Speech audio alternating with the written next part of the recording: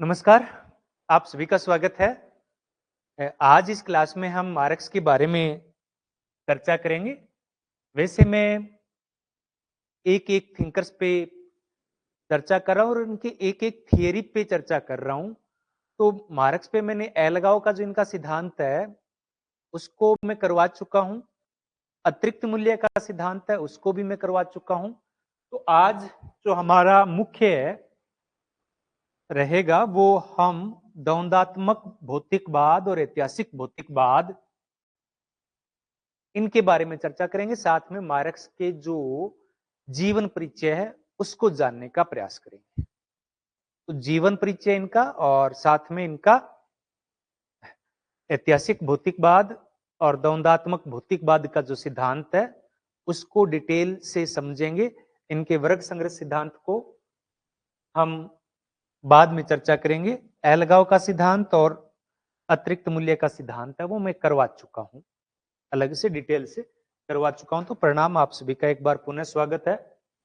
तो इनका जन्म है वो 5 मई 1818 को हुआ था।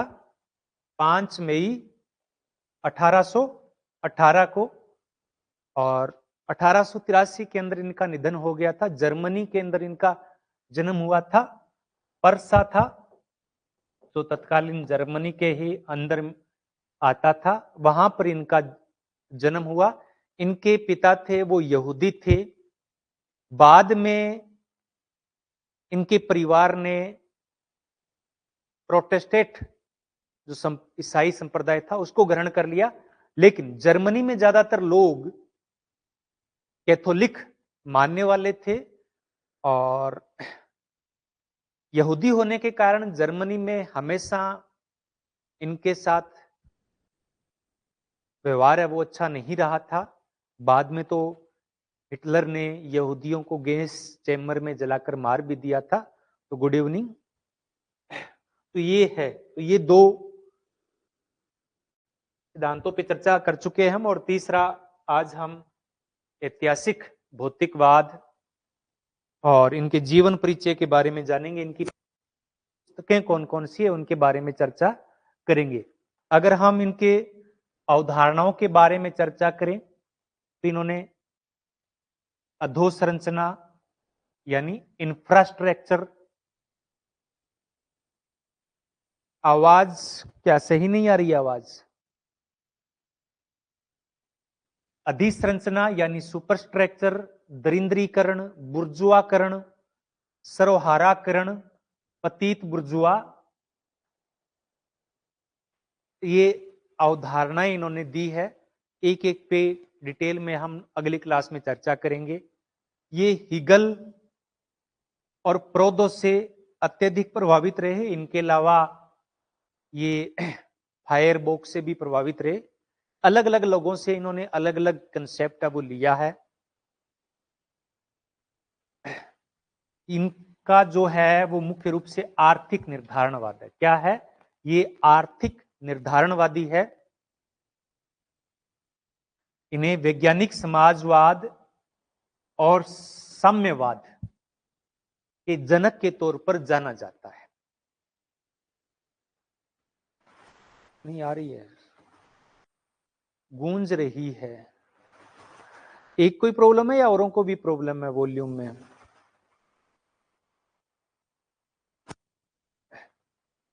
संगीता जी के अलावा किसी को आवाज में प्रॉब्लम है तो बताएं, हम फिर चेंज करें वॉल्यूम को। अगर नहीं है तो ठीक है।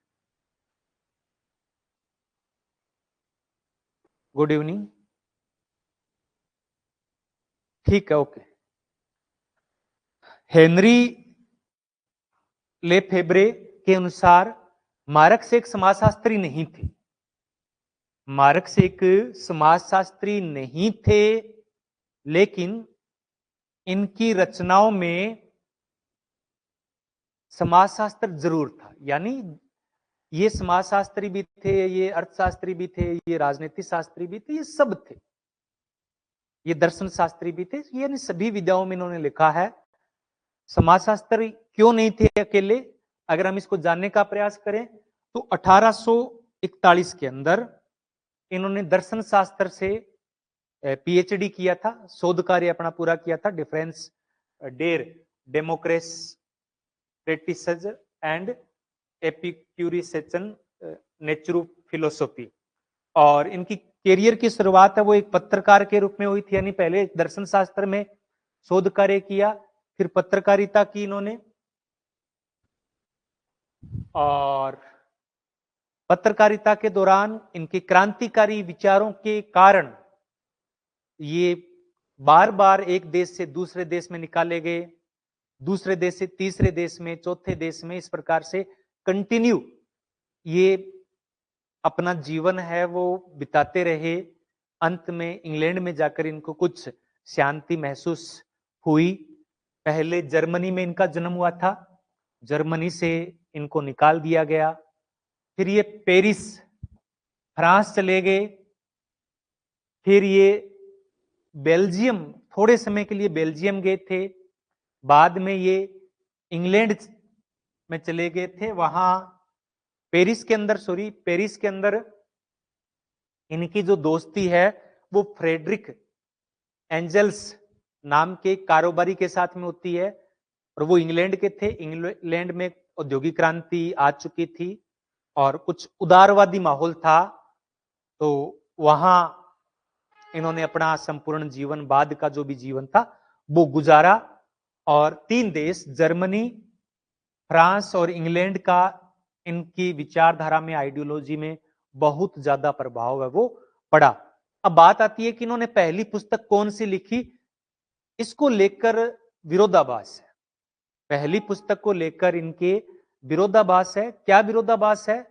कुछ लोगों का मानना है कि इनकी पहली पुस्तक है वो है अर्थशास्त्र एवं दर्शन संबंधी पांडुलिपि, economic and philosophic manuscripts. Manuscripts यानी पांडुलिपि का मतलब क्या होता है? जो हाथ से लिखी गई है। पुराने समय में पांडुलिपि लिखी जाती थी, क्योंकि उस समय लेखन कला विकसित नहीं हो पाई थी, छापाखाना का आविष्कार नहीं हुआ था। लेकिन इन्होंने जो नोट्स बनाए थे वो नोट्स थे, यानी हाथ से इनके द्वारा जो लिखी गई थी, वो पहली पुस्तक इनकी मानी जाती है 1844 में।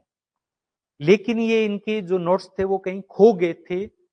बाद में इनको पुस्तक के रूप में 1932 में प्रकाशित करवाया गया था, गुंद्रिसे के नाम से प्रकाशित है वो करवाया गया था। इसे पेरिस पांडुलिपि भी कहते हैं, क्योंकि पेरिस के दौर में ही इन्होंने ये लिखी थी। तो ये इनकी पहली पुस्तक मानी भी जाती है, नहीं भी मानी जाती है, क्योंकि उस समय ये नहीं मिली थी, ये बहुत बाद में इनको मिली थी। इसलिए ज्यादातर द होली फैमिली को इनकी प्रथम पुस्तक मानते हैं। तो इनकी प्रथम पुस्तक है वो होली फैमिली मानी जाती है। इन्होंने 1864 में प्रथम अंतरराष्ट्रीय श्रमिक संगठन का भी गठन किया था, तो एक राजनेता के तौर पर भी इनको हम जान सकते हैं। इन्होंने यंग हिलेलियन क्लब यानी हिगल के जो विरोधी थे उनका एक संगठन था, क्लब था, जिसे यंग हिगेलियन के नाम से जानते हैं, उसके ये मेंबर भी थे। अब हम बात करें इनकी पुस्तकों के बारे में, तो जैसा मैं पहले बात कर चुका हूं, 1845 में इनकी पुस्तक है होली फैमिली, एंजल्स के साथ मिलकर इन्होंने लिखी थी, और इसमें इन्होंने सरोहारा शब्दावली का प्रयोग किया था। किसका प्रयोग किया था? सरोहारा शब्द है वो किसके लिए प्रयोग किया गया है? श्रमिकों के लिए प्रयोग किया गया है। इनके लिए? श्रमिकों के लिए। जो पूंजीपति है उनके लिए बुर्जुआ शब्द का प्रयोग किया। क्या किया है? बुर्जुआ शब्द का प्रयोग है वो पूंजीपतियों के लिए किया है। तो ये इनकी पहली पुस्तक थी 1845 में। जर्मन आइडियोलॉजी 1947 में, इसमें इन्होंने द्वंद्वात्मक एवं ऐतिहासिक भौतिकवाद की अवधारणा को प्रस्तुत किया। द्वंद्वात्मक और ऐतिहासिक भौतिकवाद की अवधारणा को प्रतिपादित किया था। फिर the poverty of philosophy, the poverty of philosophy, Hindi में हम इसको क्या कह सकते हैं कि दर्शन शास्त्र की दरिद्रता। क्या कह सकते हैं? दर्शन शास्त्र की दरिद्रता। इसमें इन्होंने सामाजिक वर्ग, सोशल क्लास की परिभाषा दी। कम्युनिस्ट मैनिफेस्टो, हिंदी में हम इसको कहेंगे साम्यवादी घोषणा पत्र, जो 21 फरवरी 1848 को प्रस्तुत किया था। इसमें इन्होंने वैज्ञानिक समाजवाद की एक रूपरेखा प्रस्तुत है वो की थी 1848 के अंदर 22 फरवरी को। ये भी एंजल्स के साथ मिलकर ही लिखी थी। इसमें साम्यवादी व्यवस्था की घोषणा की थी। इसकी शुरुआत है, जो ये साम्यवादी घोषणा है, इसकी शुरुआत में इन्होंने एक कथन बोला था कि दुनिया भर के मजदूरों एक हो जाओ, तुम्हारे पास खोने के लिए कुछ नहीं है, खोने के लिए केवल बेड़ियां हैं और पाने के लिए पूरा संसार है। इसके बाद इन्होंने एक पुस्तक लिखी, the class struggle in France, 1850 में, the class struggle in France. फिर इनकी जो सबसे महत्वपूर्ण पुस्तक है वो है दास कैपिटल। ये 3 खंडों में प्रकाशित है। पहला इनका जो खंड था, सभी जगह एंजल्स नहीं है, जैसे कि ये द क्लास स्ट्रगल इन है, या जो फिलोसफी ऑफ पावर्टी थी, तो सब जगह नहीं है। ये 3 खंडों में प्रकाशित हुई थी। ये ईयर महत्वपूर्ण है, 1867, 1885 और 1894। अब 1894 में इनका निधन हो चुका था, लेकिन ये इनके बाद में प्रकाशित हुई थी। तो इसमें इन्होंने पूंजीवाद की व्याख्या वो की है। एक पुस्तक इनकी और है, contribution to the critique of political economy, contribution to the critique of political economy, 1859। तो इसमें इन्होंने उत्पादन शक्ति और उत्पादन संबंधों में विसंगति आने पे क्रांति कैसे होती है इसका जिक्र किया, और इसमें ऐतिहासिक भौतिकवाद को और अधिक स्पष्ट भी किया है। इनके अलावा 1850 में इनकी पुस्तक और है, रिवोल्यूशन ऑफ द 18th ब्रूमेर, 1850। और एक पुस्तक और है इनकी, theory of surplus value, theory of surplus value, अतिरिक्त मूल्य का सिद्धांत। तो ये इनकी प्रमुख पुस्तकें हैं।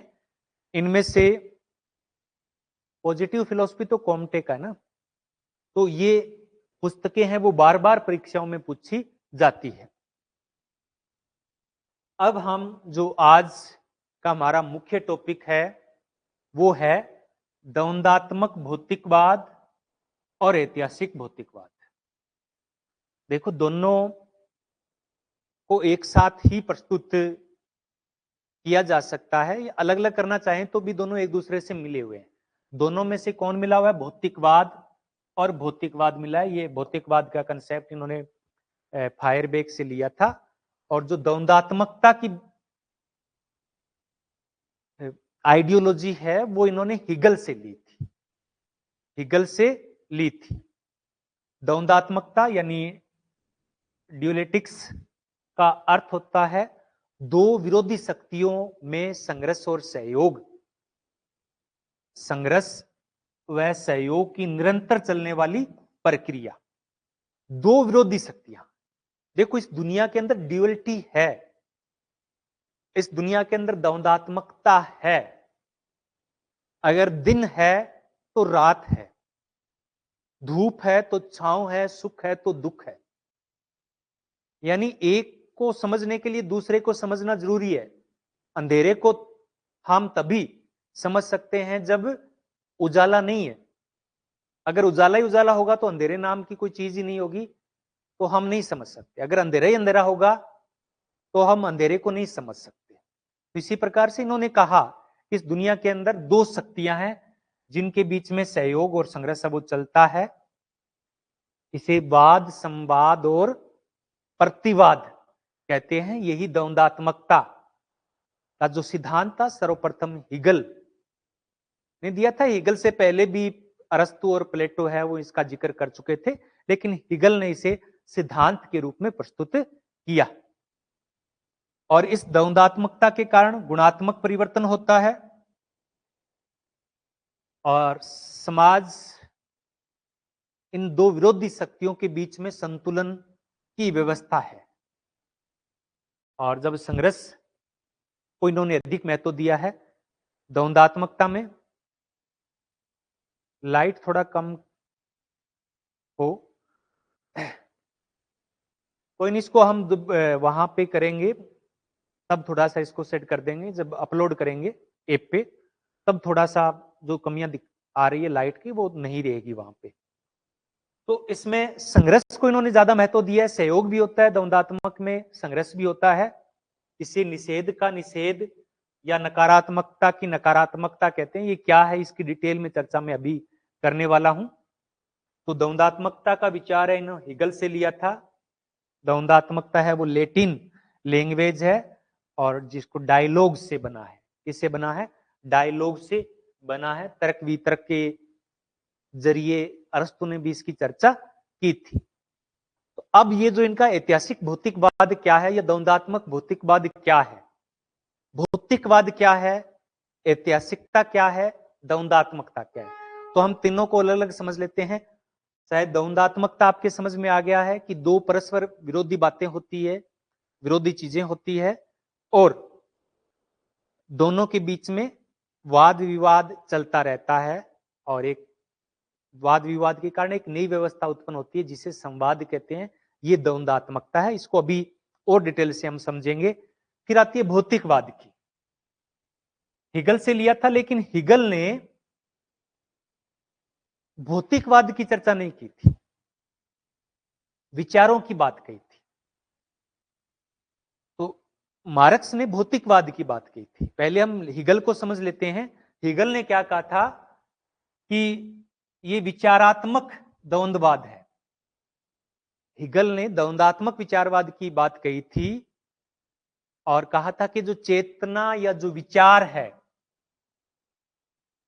वो सामाजिक परिवर्तन लाते हैं। यानी द्वंदात्मकता से सामाजिक परिवर्तन आता है। विचारों के अंदर एक विचार होता है, उसके विरोध में दूसरा विचार आता है और दोनों के बीच में संघर्ष होता है और एक नया विचार उत्पन्न होता है।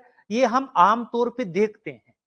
हमारा एक विचार होता है और कई लोगों के साथ हमारे विचार मिलते नहीं है और ऐसा हर दिन होता है और हमारी उनके साथ बहस होती है। पति पत्नी में हो सकता है, संतान और उनके माता पिता के बीच में हो सकता है, दोस्तों के बीच में हो सकता है। जिनके बीच में संघर्ष हो रहा है, झगड़ा हो रहा है, मान लीजिए कि उनके विचारों में कहीं ना कहीं विरोधाभास है। एक हमारा विचार होता है, एक दूसरे का विचार होता है, दोनों के बीच में झगड़ा चलता है। फिर हमें रियलाइज होता है कि शायद उसकी बात सही थी, कुछ बात उसकी भी सही थी। दोनों सोचते हैं और वो भी सोचता है कि उसकी भी बात सही थी। तो फिर एक हमारी आइडियोलॉजी में थोड़ा चेंज आता है, हमारे विचारों में परिवर्तन आता है। तो ये फिर एक नई बात उभर कर आती है। तो हिगल ने इस प्रकार से चीजों को प्रस्तुत किया था, लेकिन मार्क्स ने कहा कि विचारों से कुछ नहीं होता है, विचारों से विचार नहीं बदलते हैं। सामाजिक परिवर्तन विचारों से नहीं आता है, भौतिक पदार्थों से आता है। किससे आता है? भौतिक पदार्थों से आता है। चेतना, विचारों का निर्धारण भौतिक व्यवस्था के कारण होता है। भौतिक व्यवस्था है वो विचारों के कारण नहीं है। यानी हम क्या सोचते हैं, हम किस प्रकार के विचार रखते हैं, ये हमारी जो भौतिक दशा है वो निर्धारित करती है। बात भी उनकी कुछ हद तक सही है। हम धर्म के बारे में सोचें, हम अपने धर्म के बारे में अच्छा सोचता है। हिंदू है वो कहता है हिंदू सर्वश्रेष्ठ है, इस्लाम को मानने वाला कहता है इस्लाम सर्वश्रेष्ठ है, सिख को मानने वाला कहता है सिख है, कोई और धर्म को मानता है तो वो कहता है कि हमारा धर्म सर्वश्रेष्ठ है। ये धर्म को श्रेष्ठ क्यों मानते हैं सब अपने? क्यों मानते हैं? क्योंकि हमने समाज से वही सीखा है, हमारी भौतिक दशाएं वैसी ही है। तो इसलिए मार्क्स कहते हैं कि भौतिक दशा जैसी होगी वैसे ही विचार होंगे, भौतिक दशा से विचार है वो प्रभावित होते हैं। तो इसलिए दोनों के विचारों में, हिगल और मार्क्स के विचारों में ये अंतर था कि हिगल है वो विचारों को महत्वपूर्ण मानते थे और मार्क्स है वो भौतिकवाद को महत्वपूर्ण मानते थे। इसलिए मार्क्स ने कहा था कि हिगल सिर के बल पे खड़े थे, यानी हिगल थे वो ऐसे उल्टे खड़े थे, वो उल्टा सोच रहे थे। मैंने उनको पैरों के बल पे खड़ा कर दिया, यानी मैंने उनके विचारों को सही कर दिया। तो ये कथन इनका है। तो इसे ही इतिहास की भौतिकवादी व्याख्या कहते हैं। अभी और कुछ समझ में नहीं आ रहा तो जैसे जैसे हम आगे पढ़ेंगे वैसे वैसे चीजें आपको क्लियर होती जाएगी। तो ये हो गया।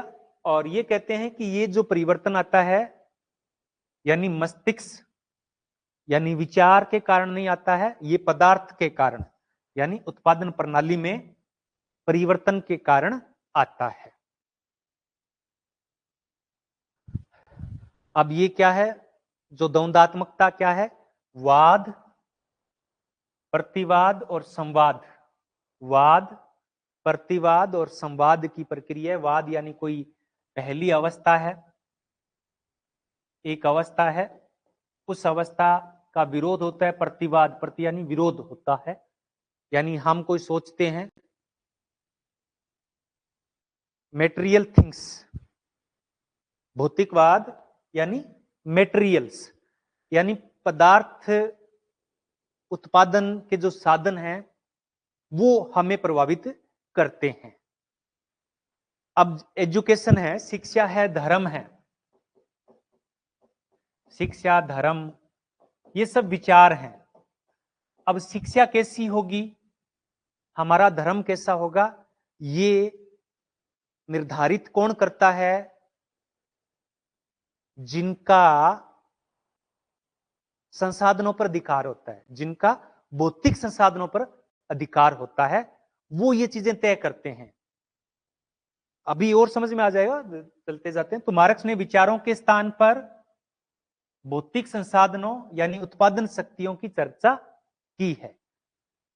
हिगल ने यही बात कही थी, वाद, प्रतिवाद और संवाद, और इसे मार्क्स ने भी कहा, लेकिन हिगल ने इसे विचारों के कहा कि एक विचार आता है फिर उसके दूसरा विचार आता है। जैसे कि इसी प्रक्रिया के द्वारा भारत के अंदर डीपी मुखर्जी ने परंपराओं का अध्ययन किया था। परंपराओं के अध्ययन के आधार पर हम देखें कि पहले हमारी परंपरा थी, एग्जाम्पल के तौर पे महिलाओं के, मैं आभूषण पे जाना चाहूंगा। आज महिला दिवस भी है तो आप सभी को महिला शक्ति को, महिला दिवस, अंतर्राष्ट्रीय महिला दिवस की हार्दिक शुभकामनाएं। तो महिलाओं के अंदर मैं देखता हूं कि पहले जो प्रथा थी आभूषण की, वो कान में भी, नाक में भी पहने रखती थी, सिर में भी अलग अलग बहुत सारे आभूषणों से वो लदी रहती थी।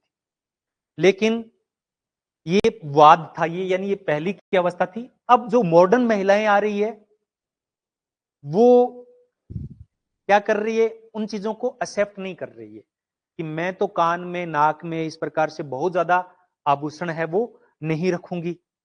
तो फिर क्या होता है, आभूषण समाप्त नहीं होते हैं, धीरे धीरे कम हो जाते हैं।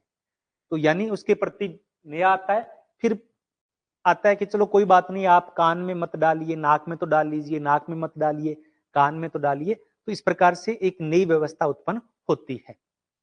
तो वाद संवाद की जो प्रक्रिया है वो इसके 3 नियम बताए हैं। कितने नियम बताए हैं? 3 नियम बताए हैं। विपरीत की एकता का नियम, विपरीत की एकता एवं संघर्ष का नियम। थोड़ा सा समझना इनको टिपिकल है, और थोड़ा सा ये जो मैं बता रहा हूं थोड़ा सा आप गौर करोगे तो चीजें थोड़ा समझ में आ जाएगी।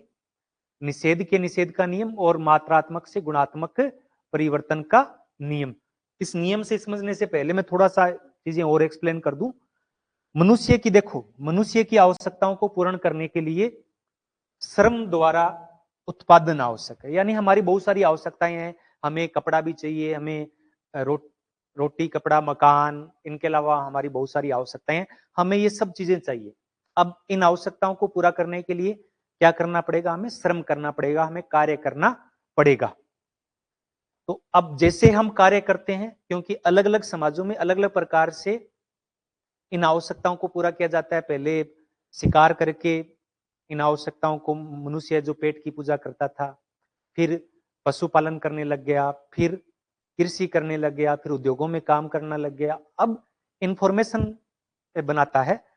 तो अब इससे क्या होता है? उत्पादन प्रक्रिया निर्धारित होती है, उत्पादन प्रक्रिया निर्धारित होती है। अब जिस तरीके से या जिस विधि से हम उत्पादन करते हैं, उत्पादन करने के अलग तरीके हैं। गेहूं है, गेहूं मशीन से भी उपजाया जा सकता है, गेहूं को छोटे खेत में भी उपजाया जा सकता है, एक बड़े पैमाने पे भी गेहूं की खेती हो सकती है, मशीन से भी हो सकती है, मशीन और अलग तरीकों से हो सकती है। कोई जरूरी नहीं है कि गेहूं से ही हो, और भी चीजें हैं जिनसे कम से कम जो भोजन की पूर्ति है वो हो सकती है, शिकार करके हो सकती है, पशुओं के द्वारा भी हो सकता है, मांस का सेवन करके भी हो सकता है। तो अब इससे क्या होता है? उत्पादन होता है। इसे ही टेक्नोलॉजी कहते हैं। जिस तरीके से उत्पादन किया जाता है, इसे ही टेक्नोलॉजी कहते हैं, इसे प्रौद्योगिकी कहते हैं। प्रौद्योगिकी पहले भी थी, ऐसा नहीं है कि टेक्नोलॉजी आज है, टेक्नोलॉजी तो पहले भी थी, बहुत पहले थी। जब इंसान ने तीर चलाना सीखा था ना, वो भी टेक्नोलॉजी थी। पहले वो शिकार करता था, खेती करता था, तो पत्थरों को छोटा छोटा काटा और आगे से तीखा करके उन्होंने साउंड प्रॉब्लम अगेन।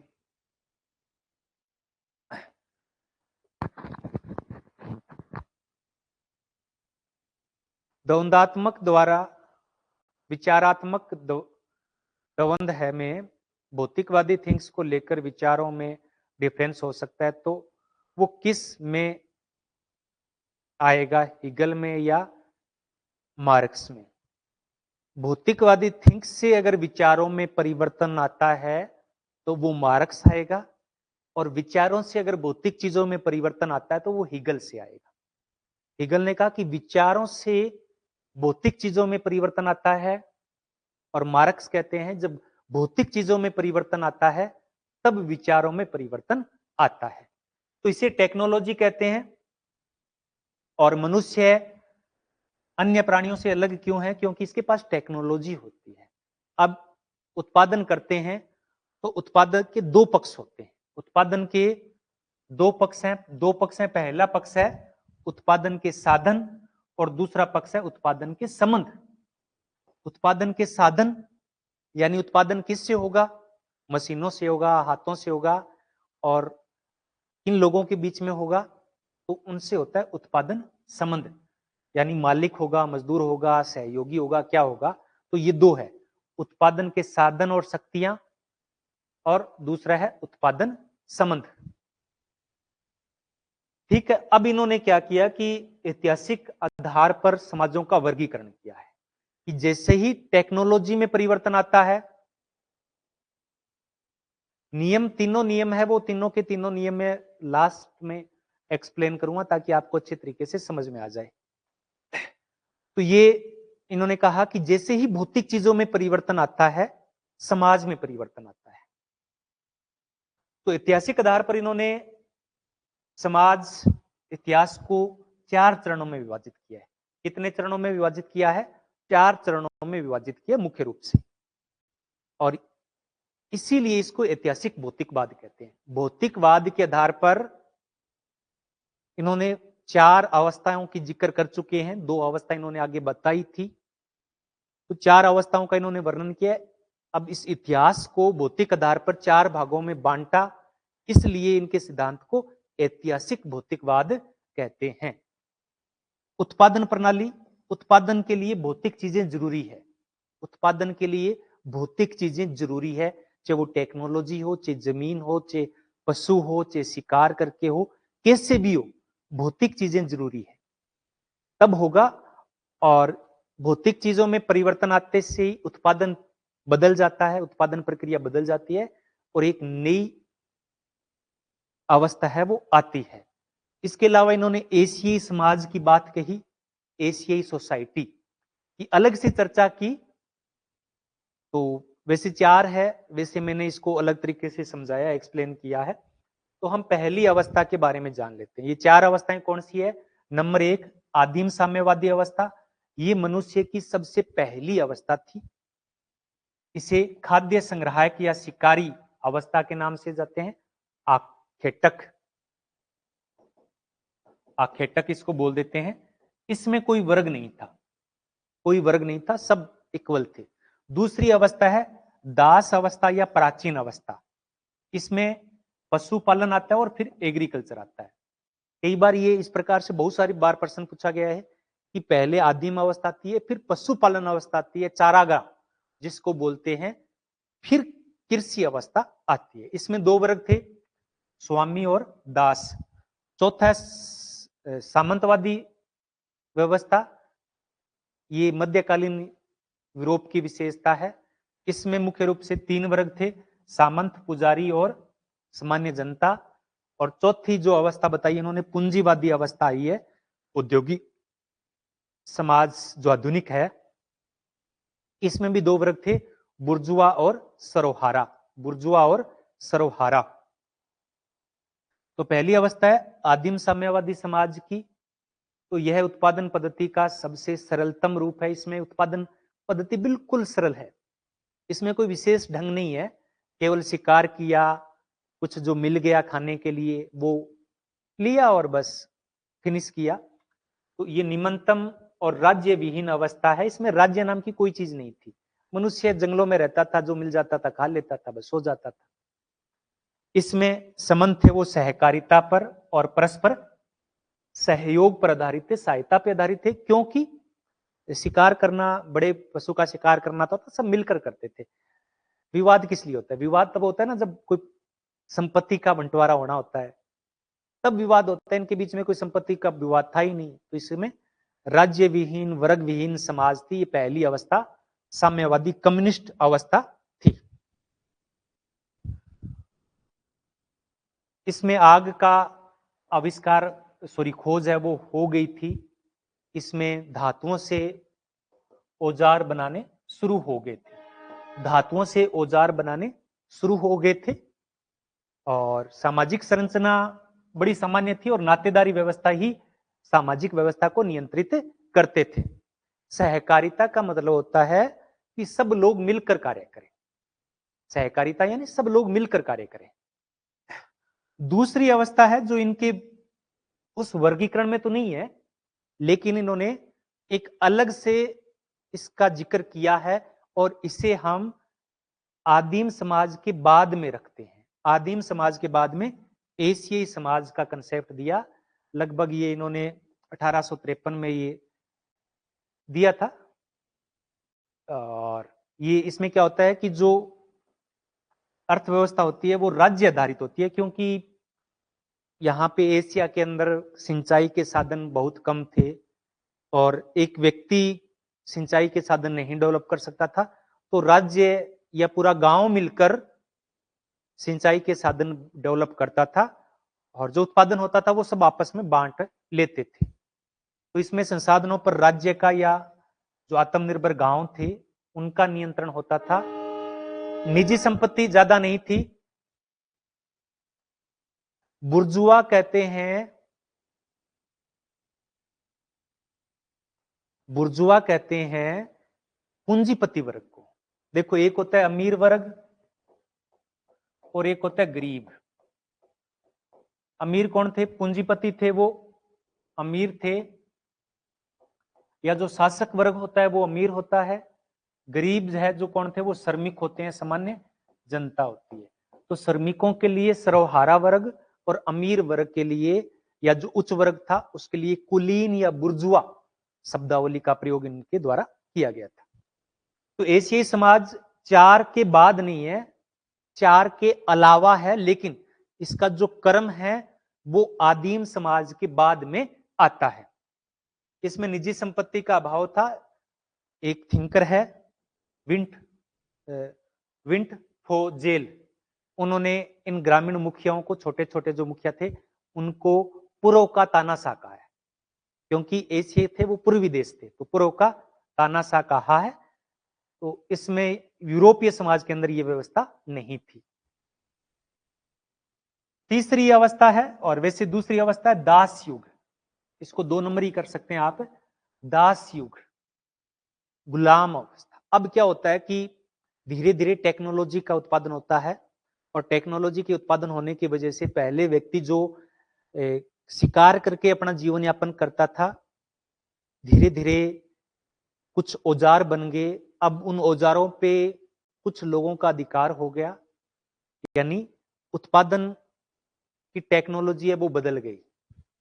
उत्पादन पहले वैसे ही सामान्य शिकार करके ही लोग जीवन यापन करते थे, अब खेती वगैरह होने लग गई। तो जिन्होंने कुछ हथियार वगैरह बनाए थे, उन्होंने क्या किया कि खेती करना शुरू कर दिया। अब खेती करने के लिए बहुत सारे लोगों की आवश्यकता होती थी। तो अब यहां पहली बार क्या हुआ कि जिनका संसाधनों पर अधिकार था, संसाधन क्या थे, जमीन तो खूब थी, लेकिन जो हथियार थे, जैसे जो टेक्नोलॉजी थी कृषि करने की, वो कुछ लोगों के पास ही थी, वो सभी लोगों के पास में नहीं थी। जैसे कि अगर अब अभी हम देखें, फैक्ट्री होती है, तो फैक्ट्री का मालिक होता है, उसने वो उस फैक्ट्री को डेवलप किया होता है, और उसके नीचे मजदूर बहुत सारे कार्य करते हैं। तो उस समय जो टेक्नोलॉजी थोड़ी बहुत थी वो विकसित की थी, वो क्या थे, वो मालिक थे। वो क्या थे, मालिक थे। और उन्होंने काम करवाने के लिए दास रख लिए, गुलाम रख लिए, स्लेव रख लिए। तो इसे प्राचीन समाज भी कहते हैं, प्राचीन अवस्था भी कहते हैं, और इसे दास युग भी कहते हैं। अब यहां पे पहली बार निजी संपत्ति का उद्भव हुआ, प्राइवेट प्रॉपर्टी का उद्भव हुआ, क्योंकि वो उनकी प्राइवेट प्रॉपर्टी हो गई। पहले किसी की कोई प्राइवेट प्रॉपर्टी नहीं थी। जैसे ही प्राइवेट प्रॉपर्टी उत्पन्न होती है, समाज के अंदर असमानतानी शुरू हो जाती है, और समाज 2 भागों में बंट जाता है। समाज है वो 2 भागों में बंट जाता है। तो बड़े पैमाने पे दासों की आवश्यकता थी, तो समाज 2 वर्गों में विभाजित हो गया, मालिक वर्ग और दास वर्ग, मालिक और दास। तो भारत में लेकर ऐसा है कि भारत के अंदर दास थे या नहीं थे, तो कुछ लोग कहते हैं कि भारत के अंदर भी दास थे, कुछ लोग कहते हैं नहीं थे। डीडी कोसांबी और देवराज चनाना, जिन्होंने कहा था कि भारत में भी दास थे। अब बात आती है जो आप पूछ रहे थे कि ये जो 3 नियम हैं, इन 3 नियमों को एक बार मैं एक्सप्लेन कर देता हूं। अब ये इन्होंने कहा था कि जो द्वंदात्मक पद्धति है, उत्पादन प्रक्रिया है, जो परिवर्तन हो रहे हैं, इसके 3 नियम है। कितने नियम है? 3 नियम। पहला है विपरीत की एकता और संघर्ष का नियम। विपरीत की एकता और संघर्ष का नियम। तो इन्होंने कहा, अभी हमने बात की थी कि 2 वर्ग थे, दास और मालिक। फिर सामंती अवस्था आई, तब उसमें भी 2 वर्ग बन गए, एक सामंती वर्ग और दूसरा सामान्य जनता। फिर पूंजीपति वर्ग आया, पूंजीवाद आया, तो उसमें भी 2 वर्ग बन गए थे, पूंजीपति और श्रमिक। तो ये कह रहे थे कि प्रत्येक चीज इस दुनिया के अंदर, प्रत्येक चीज, प्रत्येक प्रघटना परस्पर विरोधी शक्तियों से निर्मित होती है, परस्पर विरोधी शक्तियों से निर्मित होती है। वाद और प्रतिवाद, ये 2 परस्पर विरोधी चीजें हैं। तो कोई भी चीज है वो 2 परस्पर विरोधी चीजों से मिलकर बनती है। तो अब इनमें एकता भी होती है, क्योंकि एकता नहीं होगी तो चीजें नहीं बनेगी, वस्तु नहीं बनेगी, या कुछ भी नहीं होगा। कोई भी चीज है, हम कोई अणु को लेते हैं तो उसमें भी न्यूट्रॉन और प्रोटॉन होते हैं। अगर हम चुंबक को लेते हैं तो उसमें भी साउथ और नॉर्थ ध्रुव होते हैं। तो प्रत्येक चीज के अंदर 2 विरोधी शक्तियां हैं, वो कार्य कर रही होती है। अब इनमें एकता भी होती है, लेकिन इनमें संघर्ष भी होता है। अब इन 2 परस्पर विरोधी चीजों के अंदर इन्होंने मुख्य रूप से वर्गों की बात कही है कि पहले दास और मालिक थे, बाद में सामंत और सामान्य जनता हो गई, फिर पूंजीपति और श्रमिक हो गए। तो ये दास और मालिक दोनों परस्पर विरोधी हैं, लेकिन उत्पादन के लिए दोनों जरूरी है। पूंजीपति और श्रमिक दोनों विरोधी है, लेकिन उत्पादन के लिए दोनों की एकता जरूरी है। अगर दोनों मिलकर कार्य नहीं करेंगे तो उत्पादन नहीं होगा। तो ये कहते हैं कि एकता के लिए संघर्ष भी जरूरी है, लेकिन ये दो परस्पर जो विरोधी शक्तियां हैं, इनमें से एक चाहता है यथास्थिति को बनाए रखना। जो मालिक है वो क्या चाहता है कि दास हमेशा बने रहे। जो सामंत है वो क्या सोचता है कि जनता मेरी बात को मानती रहे। पूंजीपति है वो क्या सोचता है कि श्रमिक और ये जो व्यवस्था है वो चलती रहे, यथास्थिति बनी रहे। दूसरा वर्ग है उसका विरोध करता है, और जब विरोध करता है, विरोध बहुत ज्यादा बढ़ जाता है, तब क्रांति उत्पन्न होती है। और क्रांति से पहले मात्रात्मक परिवर्तन आता है, फिर गुणात्मक परिवर्तन आता है। अब मात्रात्मक और गुणात्मक परिवर्तन क्या है, इसको भी अभी मैं बताता हूं। दूसरा है निषेध का नियम। निषेध का निषेध, नकारात्मकता की नकारात्मकता। अब ये कहता है कि दूसरी अवस्था तभी आएगी जब वो पहली अवस्था को नकारेगी। पहले निषेध का अर्थ होता है नकारना, कि दूसरी अवस्था तभी आएगी जब वो पहली अवस्था को नकार देगी। नई व्यवस्था तभी स्थापित होगी जब पुरानी व्यवस्था समाप्त हो जाएगी। ठीक है, तो हम देखा कि पहले आदिम साम्यवादी युग था, फिर दास युग आ गया, फिर सामंती युग आ गया, फिर पूंजीपति युग आ गया। तो ये निषेध का निषेध है, यानी व्यवस्था बदलती है, नई आती है और पहले वाली समाप्त हो जाती है। पहले का विरोध होता है तब नई चीज आती है। जैसे चलता है अभी, अगर पहले कांग्रेस सरकार थी, फिर बीजेपी सरकार आई, क्योंकि कांग्रेस सरकार को नकार दिया, फिर दोबारा से कांग्रेस सरकार आ गई, फिर दोबारा से बीजेपी सरकार आ गई। यानी पहली चीज को नकारते हैं, फिर नई व्यवस्था उत्पन्न होती है। तीसरा नियम बताया मात्रात्मक से गुणात्मक परिवर्तन। मात्रात्मक से गुणात्मक परिवर्तन,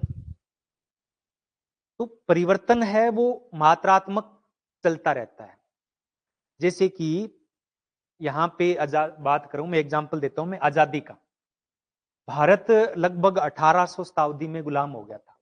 1800 शताब्दी के अंदर गुलाम हो गया था, और ये चलता रहा था 1947 तक। ये व्यवस्था है वो चलती रही। तो 1800 से लेकर 1947 तक मात्रात्मक परिवर्तन हुए थे। भारत को आजादी नहीं मिली थी, लेकिन धीरे धीरे कुछ मात्रा में स्वतंत्रता मिलनी शुरू हो गई थी। पहले तो हमारे पास कोई अधिकार नहीं थे, फिर सरकार के दो रूप बना दिए, एक केंद्रीय सरकार, एक राज्य की सरकार। राज्य सरकारें जो 1919 का अधिनियम था, 1935 का अधिनियम था, लेकिन ये परिवर्तन मात्रात्मक परिवर्तन था। जब पहली साम्यवादी अवस्था थी तो उसमें धीरे धीरे सुधार हो रहा था, लेकिन वो मात्रात्मक परिवर्तन था।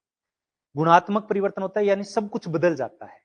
जैसे ही भारत आजाद हो गया 1947 के अंदर, क्या हो गया कि अब अंग्रेजों का शासन मात्रा में नहीं रहा, बिल्कुल समाप्त हो गया और एक नई व्यवस्था उत्पन्न हो गई। तो जब जब पुरानी व्यवस्था बदलती है, नई व्यवस्था उत्पन्न होती है, तो उसे गुणात्मक परिवर्तन कहते हैं। और ये परिवर्तन हमेशा सरल से जटिल, समांग से विषांग और निम्न से उच्च स्तर की ओर होते हैं। ठीक है, तो ये तीन नियम आपको समझ में आ गए होंगे। अब हम दो की बात कर चुके हैं, दो अवस्थाओं की बात कर चुके हैं। अब आती है सामंतवादी अवस्था। ये मध्यकालीन यूरोप की विशेषता है, फ्यूडियल सोसाइटी। इसमें परिवर्तन है वो तीव्र गति से होते हैं। जो छोटे स्तर पर जो दास युग के अंदर मालिक थे, वो छोटे स्तर पे थे। मालिक थे वो क्या थे, छोटे स्तर पे थे। लेकिन धीरे धीरे उत्पादन बढ़ता गया, टेक्नोलॉजी डेवलप होती गई और बड़े पैमाने पे उत्पादन होने लग गया। अब उत्पादन करने के लिए दास रखने की जरूरत नहीं पड़ी, और उनकी प्रॉपर्टी में जो मालिक थे, उनकी प्रॉपर्टी में क्या होता गया, इजाफा होता गया, उनके क्षेत्र का विस्तार होता गया। और सामंत यानी राजाओं का काल, राजाओं का दौर था। और इस अवस्था में कुछ अजैविक यानी मशीनों का भी थोड़ा बहुत प्रयोग है वो होने लग गया था, वैसे मशीनें नहीं, लेकिन उत्पादन काफी बढ़ गया था। धर्म का महत्व है वो इसमें बढ़ गया था, क्योंकि जो मालिक थे उन्होंने नियंत्रित करने के लिए धर्म का सहारा लेना शुरू कर दिया, विचारों का सहारा लेना शुरू कर दिया। उन्होंने कहा कि हम मालिक हैं, इसलिए मालिक नहीं है कि है हमें तो ईश्वर ने भेजा है, इस प्रकार की बातें वो करने लगे। इसीलिए मार्क्स ने कहा था कि विचार महत्वपूर्ण नहीं है, जिनका भौतिक संसाधनों पर अधिकार होता है वही विचारों को तय करते हैं, वही विचारों को तय करते हैं।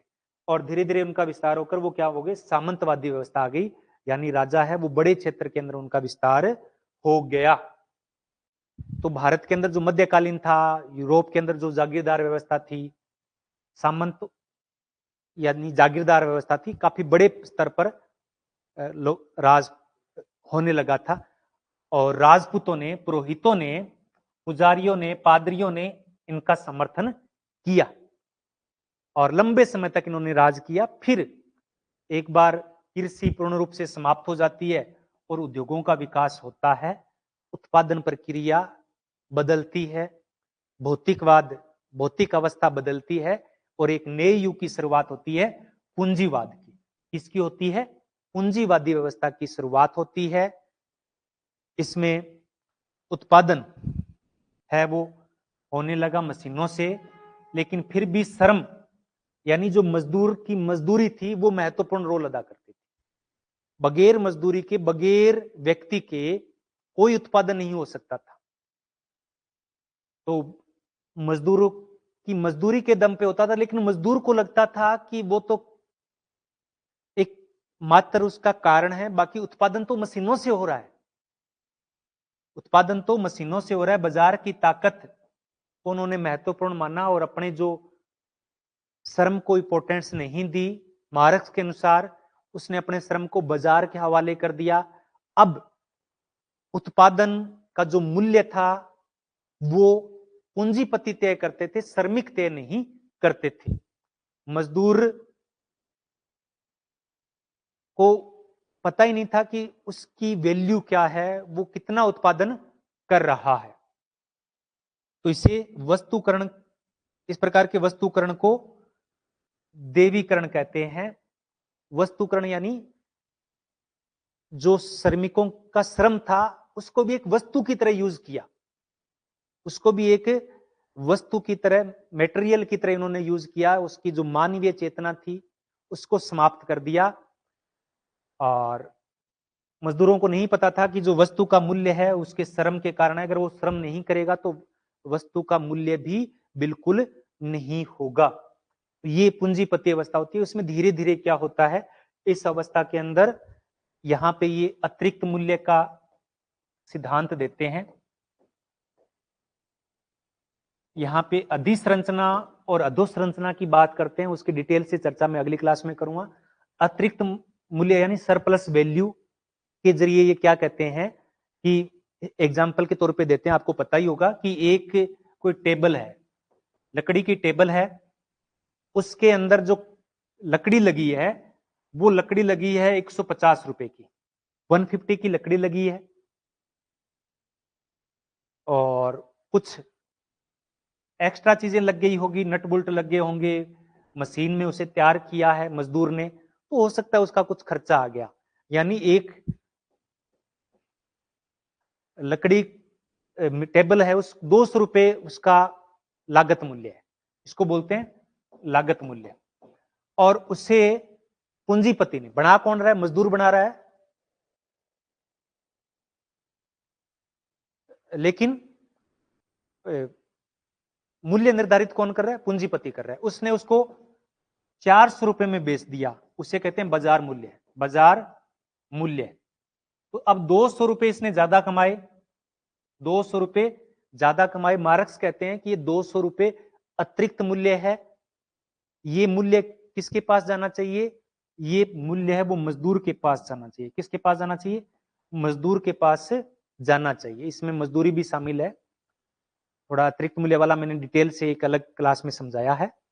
तो ये कहता है कि इस प्रकार से एक टेबल में 200 रुपए बच रहे हैं तो हजारों टेबल में, लाखों टेबल में बसते जाते हैं और जो छोटे पूंजीपति हैं वो धीरे धीरे क्या होता है, उनकी मजदूर, वो भी मजदूर बन जाते हैं। तो छोटे दुकानदार वगैरह होते हैं वो भी क्या होता है, उनका भी काम है वो ठप हो जाता है। केवल दो ही वर्ग बचते हैं, एक पूंजीपति वर्ग बचता है और दूसरा श्रमिक वर्ग बनता है। जो बीच के कुछ लोग होते हैं उनकी काम नहीं चलता है और वो धीरे धीरे श्रमिक बन जाते हैं। इसे मार्क्स ने कहा है सर्वहाराकरण। क्या कहा है? सर्वहाराकरण। भगवान दास और विवेकानंद जी के बिल्कुल लगाएंगे भगवान दास जी पे। ठीक है, अब बात आती है कि धीरे धीरे से क्या है कि मजदूर का शोषण होता जाता है और पूंजीपति बहुत ज्यादा अमीर होता जाता है, अमीर होता जाता है। अब चीजें बदल जाती है। वस्तु पटक्का, मैं इस पे आगे अधिसंरचना और अधोसंरचना पे अगली क्लास में डिटेल से चर्चा करूंगा। तो सर्वहारा का अधिनायकवाद। अब क्या होता है कि मजदूरों का शोषण होता है, पूंजीपति का पेट है वो भरता नहीं है, बड़ा होता जाता है, बड़ा होता जाता है और मजदूर है वो सूखता जाता है, सूखता जाता है, सूखता जाता है, उसका पोषण भी नहीं होता है। तो अब क्या होता है कि मार्क्स कहता है कि कब तक ये सब झेलते रहोगे मजदूरों, तुम एक हो जाओ और जो पूंजीपति है उसको मार डालो और उसकी संपत्ति को बांट डालो, यानी एक ऐसे समाज का निर्माण करो जिसमें तुम्हारा शोषण नहीं होगा। और शोषण का मूल कारण क्या है? निजी संपत्ति है, प्राइवेट प्रॉपर्टी है। और अब उस प्रॉपर्टी को आपस में बांट लो और प्राइवेट प्रॉपर्टी नहीं होगी तो शोषण भी नहीं होगा। यहां पे कहते हैं कि इस चीज को लाने के लिए, एक बीच की अवस्था लानी पड़ेगी, क्योंकि मजदूरों को एक करने के लिए क्या करना पड़ेगा? उनका एक नेता चुनना पड़ेगा। क्या करना पड़ेगा? उनका एक नेता चुनना पड़ेगा और वो नेता मजदूरों को एक करेगा, इकट्ठा करेगा। फिर सारे मजदूर इकट्ठा होकर पूंजीपति पे धावा बोलेंगे, पूंजीपति को मारकर उनकी संपत्ति को अपने काबू में लेंगे। लेकिन एक व्यवस्था बनाए रखने के लिए एक बीच में कुछ जो मजदूरों के नेता हैं उनको कुछ समय के लिए व्यवस्था संभालनी पड़ेगी ताकि एक व्यवस्था स्थापित हो सके। इसे, इस बीच की अवस्था को इन्होंने कहा है सर्वहारावाद का अधिनायकवाद। सर्वहारावाद का अधिनायकवाद यानी सर्वहारा मजदूर और मजदूरों के नेता यानी अधिनायकवाद। अब यहां क्रांति होती है। क्रांति का मतलब होता है जब एक व्यवस्था बदलकर दूसरी व्यवस्था में परिवर्तित होती है तो उसे क्रांति कहते हैं। तो पूंजीवाद जब चरम पे पहुंच जाता है तो क्रांति के जरिए उनका पतन होता है और उनका नेता है वो अधिनायकवाद आता है। इसे संक्रमण की अवस्था मानते हैं। इस अवस्था को समाजवाद कहा जाता है। क्या कहा जाता है? समाजवाद कहा गया है। समाजवाद का सर्वप्रथम कंसेप्ट है वो रॉबर्ट ओवेन ने दिया था, लेकिन मार्क्स ने समाजवाद कंसेप्ट है वो सेंट साइमन से ग्रहण किया था। और एक अंतिम अवस्था आएगी, आई नहीं है, आएगी साम्यवाद की, जिसमें सभी प्रॉपर्टी को समान रूप से बांट लिया जाएगा और राज्य विहीन, वर्ग विहीन समाज का निर्माण होगा और श्रमिकों का शोषण नहीं होगा। लेकिन आज तक ऐसा पॉसिबल नहीं हुआ है। अब इस सिद्धांत की आलोचना भी है, मैं कमेंट आपके लेता हूं, बस थोड़ा सा रहा है। सिद्धांत की आलोचना भी हुई है। फ्रांसीसी फुकुयामा के अनुसार पूंजीवाद ही इस दुनिया का वास्तविकता है, पूंजीवाद ही यथार्थ है, साम्यवाद कोरी कल्पना है, पॉसिबल ही नहीं है। वेबर ने कहा कि इन्होंने केवल आर्थिक चीजों को ही महत्व दिया है, विचारों को महत्व दिया ही नहीं है। पार्सन्स ने कहा कि मार्क्स ने सहयोग को महत्व ही नहीं दिया, कहा कि संघर्ष चलता रहेगा। तो इस प्रकार से जो इनका जो सिद्धांत था वो यही कहता है कि प्रथम अवस्था को यानी आदिम साम्यवाद को छोड़ दें तो समाज में हमेशा दो वर्ग रहे हैं। और ये वर्ग क्यों बने? क्योंकि निजी संपत्ति जिसके पास होती है वो शासक वर्ग होता है, जिसके पास नहीं होती है वो शोषित वर्ग होता है। दोनों के बीच में झगड़ा होता आया है जो शोषक और संचित वर्ग होता है वो वंचित वर्ग का शोषण करता है, लेकिन साम्यवादी क्रांति के जरिए शासक वर्ग को समाप्त कर दिया जाता है। फिर कोई शासक नहीं बचता है, शासक नहीं होगा तो राज्य नहीं होगा, और सब समान होंगे तो कोई वर्ग नहीं होगा, तो एक राज्य विहीन और वर्ग विहीन समाज का निर्माण होगा। लेकिन ये केवल कोरी कल्पना है, ऐसा पॉसिबल नहीं है। चीन और रूस के अंदर की बीच वाली अवस्था ही अटक गई, ये अधिनायकवाद ही आया वहां पे, पूर्ण रूप से साम्यवाद आया नहीं। अपने आप को वो साम्यवादी कहते हैं, लेकिन राज्य भी है, और राज्य अपनी सत्ता को बनाए रखने के लिए लोगों पे अत्याचार भी करता है। वहां भी अमीर और गरीब है, तो ये रियलिटी के अंदर नहीं हुआ। अरविंदो पे क्लास हो चुकी है, शायद पीडीएफ नहीं डाली है, क्लास नहीं की है, तो कल अपडेट कर देंगे। योजना आयोग की पीडीएफ है वो डाल देंगे। कौन से कोर्स में है थोड़ा बता दीजिएगा। एमएन जी बताइए कौन से में है, क्योंकि कई कोर्स की एक साथ ये क्लास हो रही है। ठीक है, और भगवान दास पे अलग से क्लास है, वो होगी।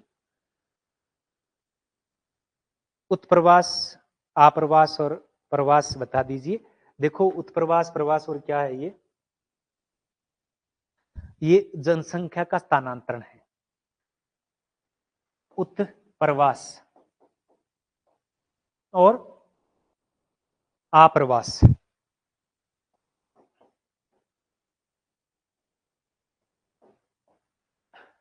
इसे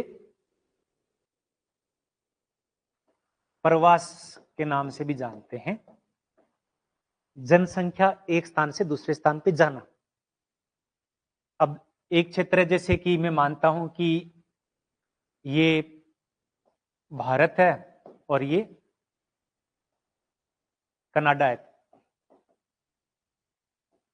अब भारत के लोग कनाडा में जा रहे हैं, भारत के लोग कनाडा में जा रहे हैं, तो भारत से लोग उत्प्रवास, जहां से लोग जाते हैं उसे बोलते हैं उत्प्रवास, जहां पर आते हैं उसे बोलते हैं आप्रवास।